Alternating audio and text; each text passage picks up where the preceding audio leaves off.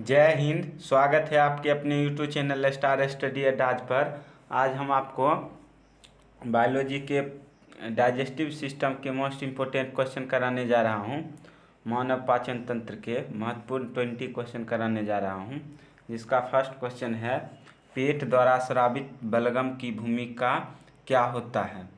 पेट द्वारा स्रावित बलगम की भूमिका क्या होता है। ऑप्शन नंबर ए, पेट की परत की रक्षा के लिए। ऑप्शन नंबर बी, वसा को पचाने के लिए। ऑप्शन नंबर सी, भोजन में कीटाणु को मारने के लिए। ऑप्शन नंबर डी, प्रोटीन को पचाने के लिए। राइट आंसर है ऑप्शन नंबर ए, पेट की परत की रक्षा के लिए पेट में स्रावित बलगम की भूमिका होती है। बलगम जो है हमारे पेट में HCl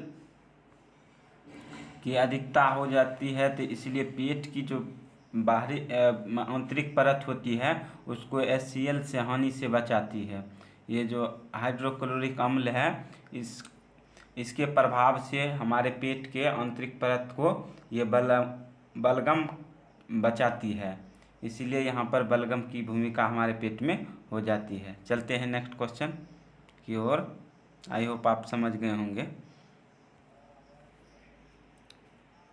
पाचन तंत्र का कौन सा हिस्सा अनपचे खाद्य पदार्थों में जल और कुछ लवणों को अवशोषण में सहायता करता है। पाचन तंत्र का कौन सा हिस्सा अनपचे खाद्य पदार्थों में से जल और कुछ लवणों का अवशोषण करता है। ऑप्शन नंबर ए, छोटी आंत। ऑप्शन नंबर बी, बड़ी आंत। ऑप्शन नंबर सी, अग्नाशय। ऑप्शन नंबर डी, ग्रास नली। तो राइट आंसर है बड़ी आंत। बड़ी आंत है यह अनपचे भोजन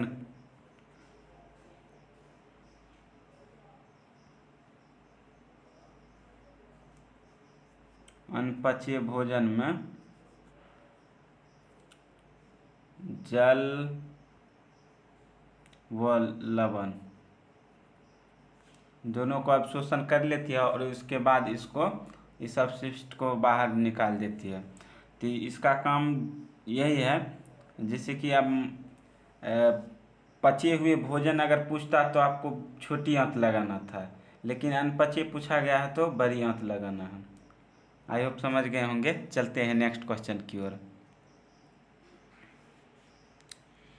लार में एक पाचक एंजाइम लारयुक्त एमाइलेज पाचन शुरू होता है।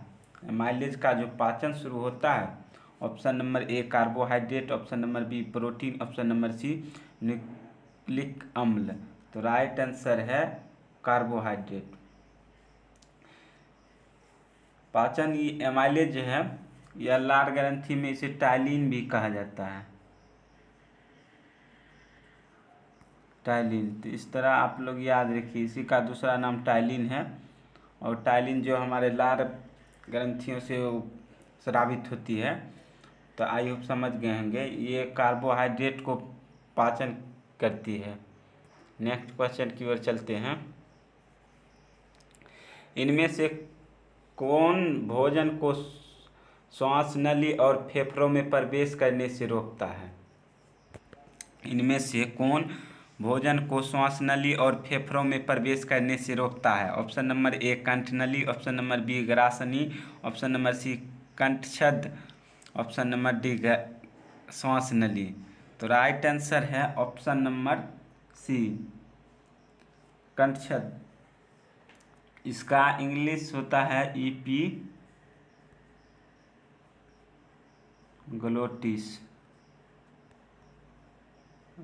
आई होप आप समझ गए होंगे एपिग्लोटिस। एपिग्लोटिस को हिंदी में कंठछद कहा जाता है। तो एपिग्लोटिस जो है हमारे ग्रास नली में यहाँ पर इस तरह से कैप होते हैं, तो उस रास्ते से भोजन जाता है। तो जब भोजन जाता है तो ये कैप इधर से इधर सट जाता है और भोजन नीचे चला आता है। और जब जल लेना है, जब वायु लेना है तो इधर आ जाता है और वायु इधर से हमारे फेफड़ों में प्रवेश कर जाती है। तो इस तरह इसका भूमिका रहती है एपिग्लोटिक से।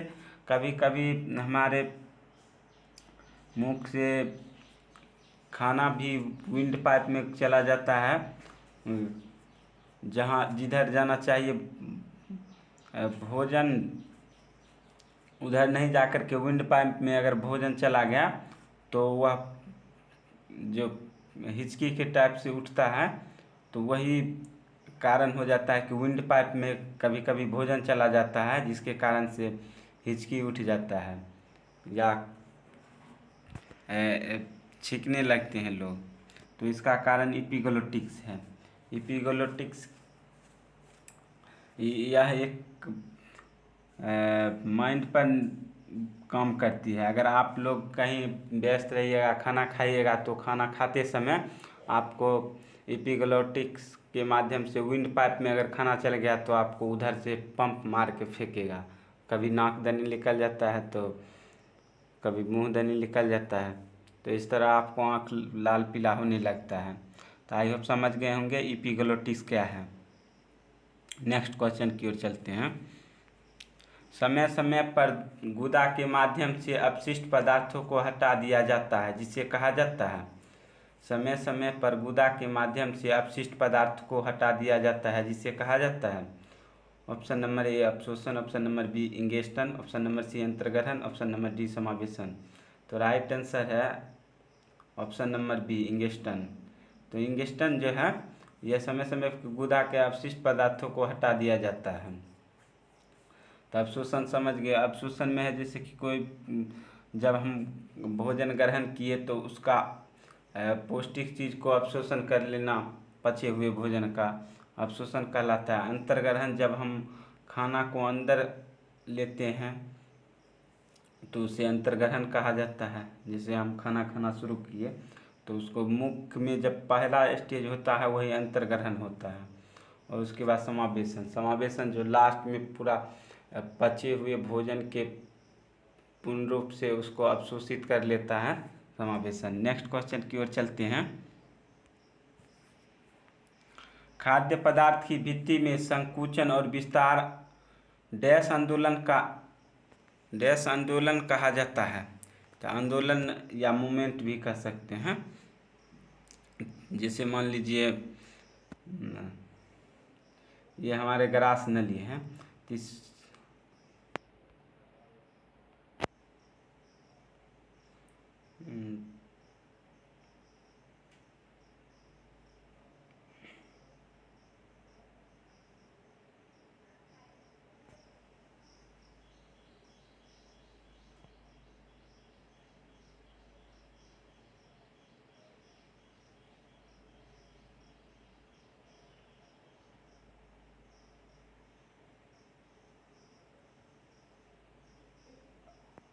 मान लीजिए जब हम भोजन अंदर लेते हैं तो यहाँ से जब भोजन इस ग्रास नली में आती है, इस ग्रास नली में आती है, तो इसमें लार एंजाइम होते हैं, एमाइलेज आप लोग जानते होंगे। तो वो हमारे भोजन में मिल जाते हैं और शिल्पी हो जाते हैं। तो किस माध्यम से हमारे भोजन जो है पेट में चला जाता है, तो यहाँ पर एक संकुचन होता है, क्रमांकुचन होता है, जिसके माध्यम से ये हमारे गले में इस तरह से संकुचन होते रहता है। तो भोजन यहाँ से यहाँ फिर संकुचन हुआ, यहाँ से यहाँ हमारे पेट तक चले जाते हैं, आमाशय तक चले जाते हैं। तो आई होप समझ गए होंगे। तो इसका जो होगा ऑप्शन नंबर ए कर्माकुचन के माध्यम से ही हम जब भोजन लेते हैं तो हमारे ग्रास नली के जो परत होते हैं वहाँ पर एक संकुचन होता है, कर्माकुचन होता है, जिसके कारण भोजन हमारे पेट तक जाते हैं। तो आई होप समझ गए होंगे। चलते हैं नेक्स्ट क्वेश्चन की ओर। हड्डियों और दांतों में निम्न में से कौन सा रासायनिक पदार्थ होता है? हड्डी और दांतों में निम्नलिखित में से कौन सा पदार्थ होता है? Option number A calcium phosphate, option number B calcium chloride, option number C calcium sulphate, option number D calcium borate. तो राइट आंसर है option number A calcium phosphate. I hope समझ गए होंगे, सो इजी। नेक्स्ट क्वेश्चन की ओर चलते हैं। पित्तरस किस में बनता है? पित्तरस किस में बनता है? ऑप्शन नंबर ए गुर्दा, ऑप्शन नंबर बी लार ग्रंथि, ऑप्शन नंबर सी यकृत, ऑप्शन नंबर डी फेफड़ा। तो राइट आंसर है ऑप्शन नंबर सी यकृत। और यह जमा कहाँ होता है? तो पित्ताशय में।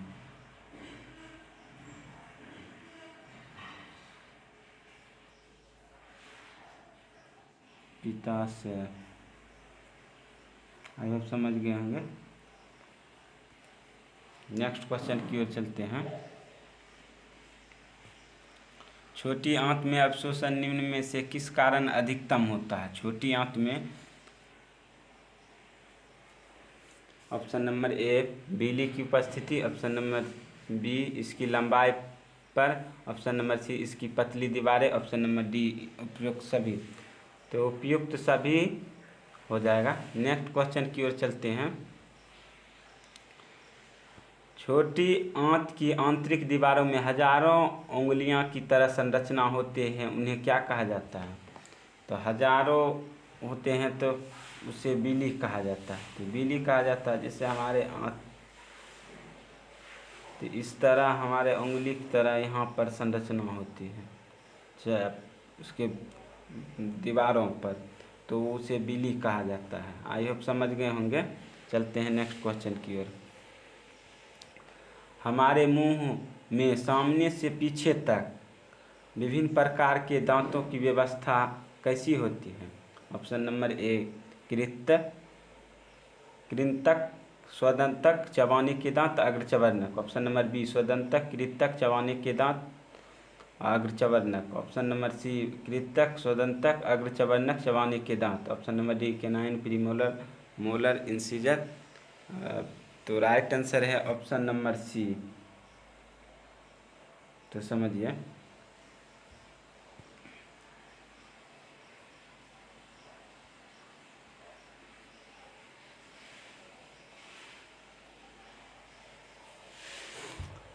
हमारे दंत फार्मूला होते हैं 21 23 बटा 21 23।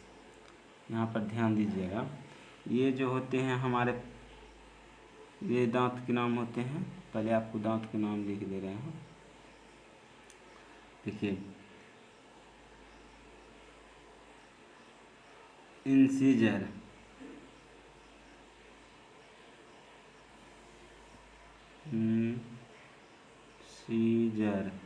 इंसीजर, केनाइन,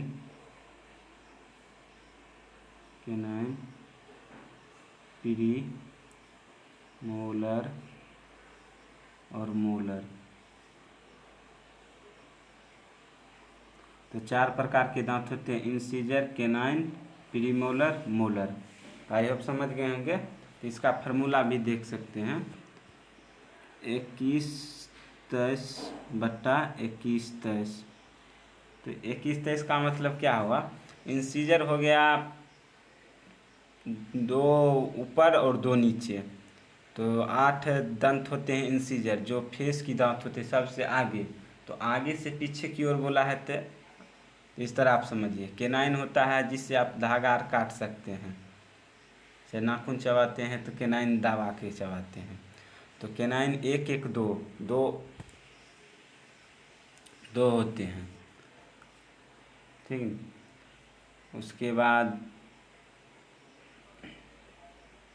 प्रीमोलर में आप 2 2 4 होते हैं। केनाइन के बाद वाला 2 2 4 होते हैं। और उसके बाद मोलर 3 3 6, जो चबाने का दांत होता है, पूरा ग्राइंडिंग करने का 6 होता है। तो आई होप समझ गए होंगे दंत फार्मूला।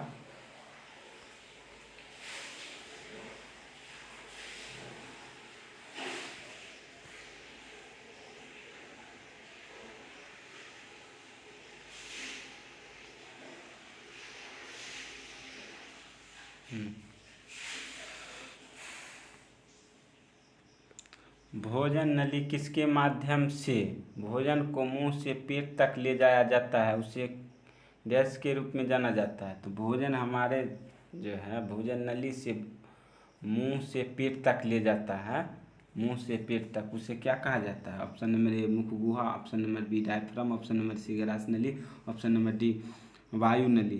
तो राइट आंसर है ग्रास नली। ग्रास नली है यह हमारे मुख बकल कैविटी, मुख गुहा से ग्रास पेट तक होते हैं। मान लीजिए यहाँ मुख है तो यह पूरा वुंड पाइप, फूड पाइप होते हुए ओसोफेगस होते हुए यह हमारे छोटी आंत और बड़ी आंत में मिलती है। आई होप समझ गए होंगे। चलते हैं नेक्स्ट क्वेश्चन की ओर। निम्नलिखित में से क्या श्वसन प्रणाली और पाचन तंत्र दोनों का हिस्सा है? तो देखिए दोनों का हिस्सा, ऑप्शन नंबर ए ग्रसनी, option number B trachea, option number D larynx, option number D उपास्थि। तो राइट आंसर है ऑप्शन नंबर ए ग्रसनी। देखिए ट्रेकिया जो हमारे श्वसन भाग का ही हिस्सा है, यह पाचन तंत्र का हिस्सा नहीं हो सकता है। और लिरिंक्स है यह वॉइस बॉक्स है।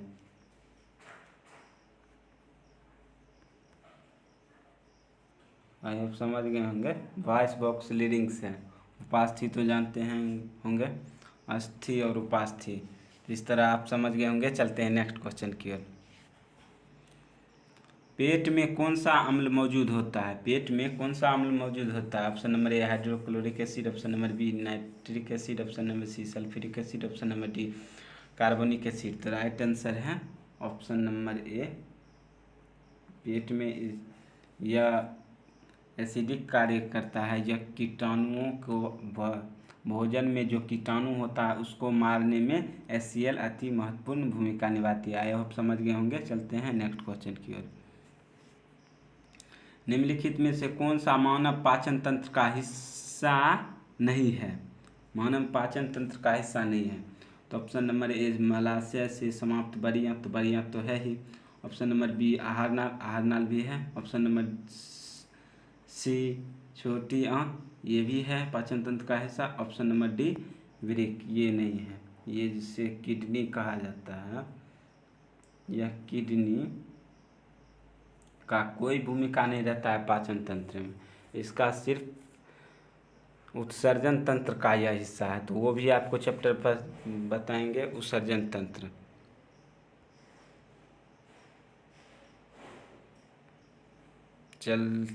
तो राइट आंसर इसका ऑप्शन नंबर डी हो जाएगा, वृक्क। नेक्स्ट क्वेश्चन की ओर चलते हैं। पाचन तंत्र में मुंह से गुदा तक pH कैसे परिवर्तित होता है? तो हम जब भोजन लेते हैं तो उसका जो पहला pH कुछ और रहेगा और उसके बाद पेट में जाने के बाद कुछ और हो जाएगा। तो इस तरह इसका pH कैसे परिवर्तित होता है? तो जानते हैं। ऑप्शन नंबर ए क्षारीय से अम्लीय, अम्लीय से फिर क्षारीय। मतलब कहने का मतलब क्षारीय रहेगा, उसके बाद अम्लीय होगा, अम्लीय के बाद फिर क्षारीय। ऑप्शन नंबर बी अम्लीय रहेगा, फिर क्षारीय होगा, फिर अम्लीय। ऑप्शन नंबर सी अम्लीय और क्षारीय, अम्लीय से क्षारीय हो जाएगा। ऑप्शन नंबर डी क्षारीय से अम्लीय। तो राइट आंसर है ऑप्शन नंबर सी, अम्लीय होगा उसके बाद क्षारीय हो जाता है। तो आई होप समझ गए होंगे किस तरह यह परिवर्तित होता है। तो नेक्स्ट क्वेश्चन की ओर चलेंगे।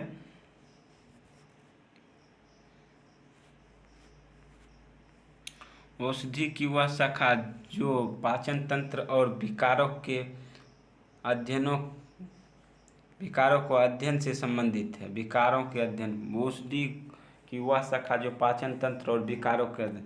तो पाचन तंत्र में देखिए विद्युत विज्ञान तो नहीं आएगा, कीट विज्ञान तो नहीं आएगा, जठर रांत्र रोग विज्ञान ये आ जाएगा। देखिए जठर का काम है पाचन करना, रांत्र रोग विज्ञान मतलब विकारों का, और विज्ञान मतलब उसका अध्ययन करना। तो ऑप्शन नंबर सी ही हमें मिल गया राइट आंसर। आप लोग समझ गए होंगे। चलते हैं नेक्स्ट क्वेश्चन की ओर। एक मानव शरीर में एक वयस्क की पाचन नली का आकार क्या है? Option number A 20 feet, option number B 30 feet, option number C 25 feet, option number C D 40 feet. तो राइट आंसर है 30 फीट। 30 फीट मानव शरीर की पाचन नली होती है। आई होप आप समझ गए होंगे। चलते हैं नेक्स्ट क्वेश्चन की ओर। मानव शरीर के किस हिस्से में वसा का पूरी तरह से पाचन होता है? तो वसा का पूरी तरह से पाचन किस हिस्से में होता है? ऑप्शन नंबर ए छोटी आंत, ऑप्शन नंबर बी बड़ी आंत, ऑप्शन नंबर सी यकृत, ऑप्शन नंबर डी अमाशय। तो राइट आंसर है option number A. Option number A, छोटी आंत में पूरी तरह वसा का पाचन होता है। तो आई होप समझ गए होंगे। नेक्स्ट क्वेश्चन की ओर चलते हैं। बड़ी आंत की दीवारों में अवशोषित करती है, बड़ी आंत की दीवारें अवशोषित करती है, मतलब बड़ी आंत की दीवार क्या चीज़ अवशोषित करती है? ऑप्शन नंबर ए पानी, ऑप्शन नंबर बी पचा हुआ प्रोटीन, ऑप्शन नंबर सी पचा हुआ भोजन, ऑप्शन नंबर डी सेल्यूलोज। तो राइट आंसर है ऑप्शन नंबर ए, बड़ी आंत जो है पानी का अवशोषण करती है। तो आज का क्लास बस इतना ही तक। और ये बताइए कि क्लास कैसा लगा, और अच्छे लगे हो तो कमेंट ज़रूर करना, और उसके बाद सब्सक्राइब नहीं किए हो तो सब्सक्राइब कर लेना, और बेल आइकन ज़रूर दबाइएगा ताकि आपको नोटिफिकेशन मिलता रहे, और जितना हो सके सभी दोस्तों को साथ शेयर करें। और आपको करेंट अफेयर्स का क्लास इसीलिए नहीं प्रोवाइड हो पाया है क्योंकि करेंट अफेयर्स 10 पूछता है तो यह 25 क्वेश्चन पूछ रहा है। तो 25 थी, इसका भी तो चैप्टर हमको पढ़ाना है, तो इसलिए 2 रोज़ साइंस रहेगा, मतलब आज रहेगा, और उसके बाद कल भी आपको साइंस देखने को मिलेगा। उसके बाद लगातार फिर 2 रोज़ आपको करेंट अफेयर्स की क्लास होगी। तो इसलिए आप घबराइए नहीं, क्लास समय पर आकर जुड़िए। उसके बाद सभी दोस्तों के साथ शेयर भी कीजिए, और जितना हो सके सभी दोस्त को साथ शेयर कीजिए और साथ में क्लास कीजिए। इसी के साथ वीडियो को कंक्लूड करता हूँ। जय हिंद।